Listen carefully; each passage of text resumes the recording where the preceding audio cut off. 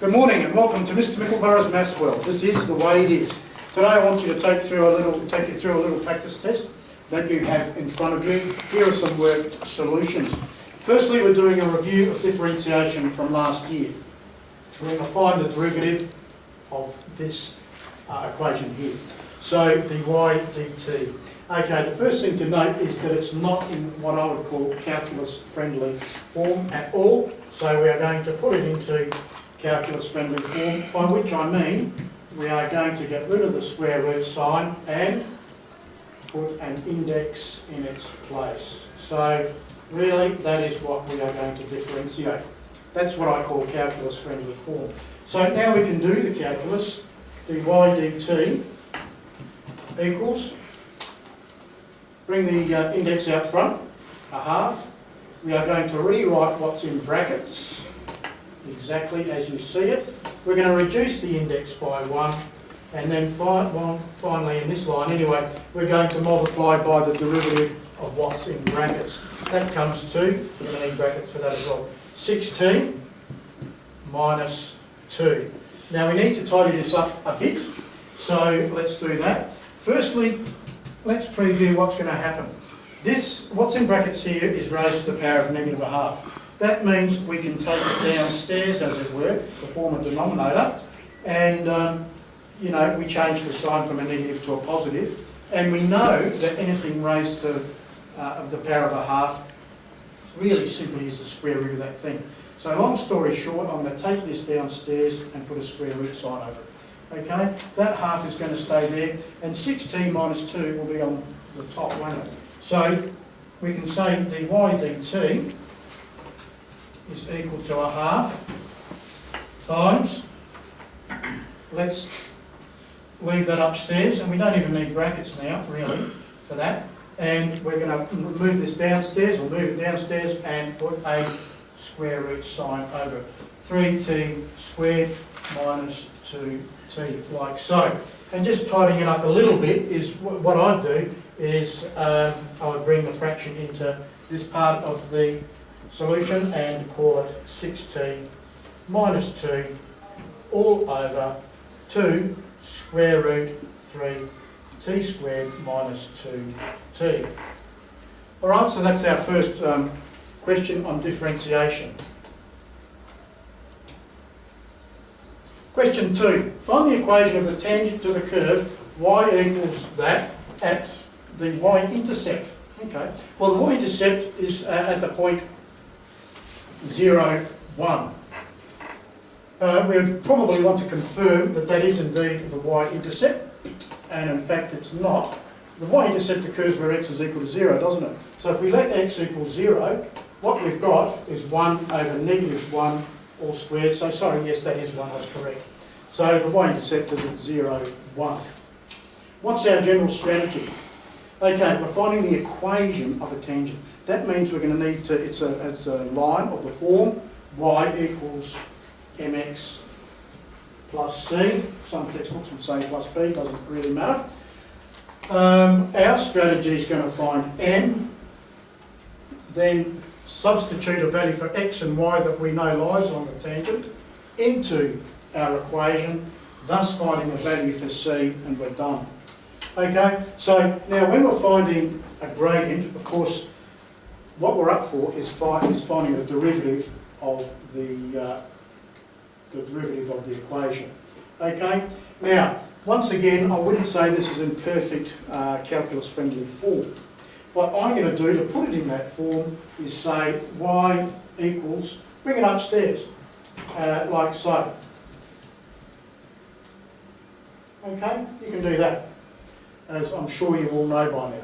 Now we're up for a routine differentiation. What we're doing, remember, is finding the gradient function, or the equation for the gradient. Okay, so dy dx is equal to, bring the index out front, write down what's in brackets, reduce the index by 1, and we are going to multiply by what's in the bracket, the derivative of what's in the brackets. The derivative of what's in brackets is quite clearly 2. So what have we got there? Well, we can call it this. Dy dx equals let's -4. let's take it downstairs. It is -4. It's -4 upstairs, and then downstairs we are going to put the 2x minus 1 all cubed. That 2 really gets multiplied by that -2 to produce the -4 there, and then this can simply move downstairs. We saw something similar in the previous question. All right, what's that doing for me? Well, what that's doing for me is enabling to find out what the gradient of the tangent is at this point. Now, at this point, the value of x is 0. Okay? So all I need to do is substitute 0 in my gradient function, or the gradient equation really in this case, and that will give me the gradient of the tangent. Okay, so m. Find m. Let's just record what we're doing here. Find m. Let x equal 0. Okay, because that point's on the tangent. So we've got dy dx equals -4, letting x equal 0. Can you see we've got -1 cubed? Now a negative number cubed is going to be negative, all right? So that's coming to -1, and therefore my derivative is equal to 4. That's telling me the value for m here, isn't it? So let's make ourselves a bit of room here to continue. Don't know why I need that. And recall that we are trying to find an equation of the tangent, which of course is a straight line and will take that form. M is 4, so therefore y equals 4x plus c. All we need to do is find a value for c, and we're done here. So we do that by taking a point on the tangent that's also on the curve, of course, on the curve, yeah, and substituting it into this partially made up equation here. So what we're saying is when x is 0, y is 1. When x is 0, y is 1. Okay? 4 lots of 0, well, anything times 0 is 0, so c equals 1. Therefore, y equals 4x plus 1, and that is the equation of the tangent to the curve, like that, at the y-intercept. Okay, now our last question that's reviewing differentiation in the practice test was this one here. What is the maximum area for a rectangle that can be made from 64 metres of fencing? Your question didn't say rectangle, I should have specified that. What you're going to find here, gentlemen, is that a diagram definitely does help. Here is our fencing. It's in the shape of a rectangle. And I'm going to call the sides x and y. Okay? Now, can you see, boys, that the perimeter, in other words, the length of my fencing, is going to equal 2 lots of x plus 2 lots of y. In other words, that plus that plus that plus that is going to equal my perimeter. But I know my perimeter is 64 metres, don't I? So I can say, therefore, 64 equals 2x. Whoops, slow computer again. I'll have to slow it down for a touch, I feel, until it catches up with me. And what I can do to make life just a touch easier is divide through by 2. Not compulsory, but it's not a bad idea. So 32 equals x plus y. Okay, now this is the trick here. If I'm finding an area, I know that the area of my rectangle is x times y, don't I? The problem is I've got 2 variables here, x and y. What if I can replace one of the variables? Well, I can. And that's because of this. So I can say y is equal to, taking x from both sides, 32 minus x. Okay?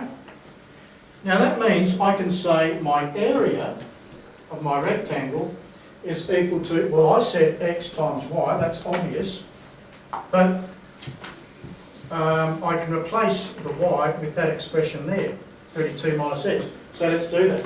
Let's say it's x times, instead of y, I'm going to say 32 minus x. In other words, the area is equal to 32, here we go again, 32x minus x squared.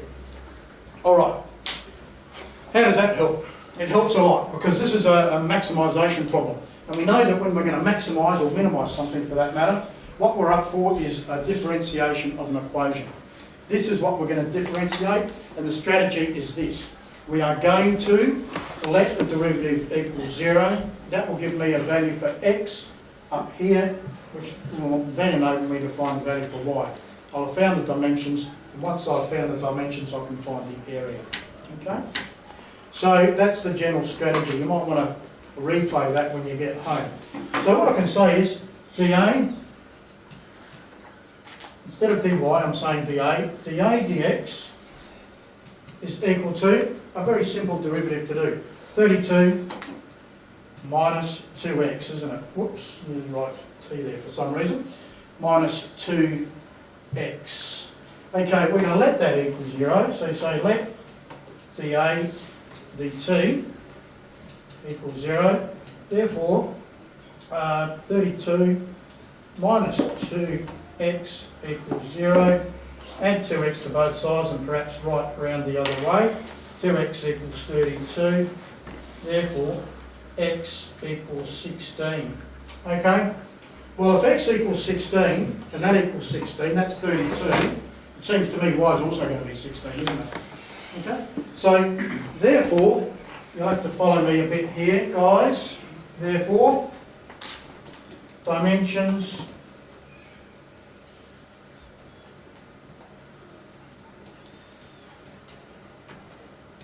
are 16 by 16, and therefore max area.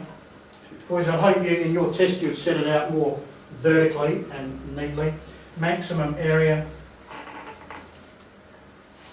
equals, that squared is 256. I'm assuming my units are metres, and they are. And so that's the end of that question there, and that finishes our review of differentiation for the purpose of this test. Thank you.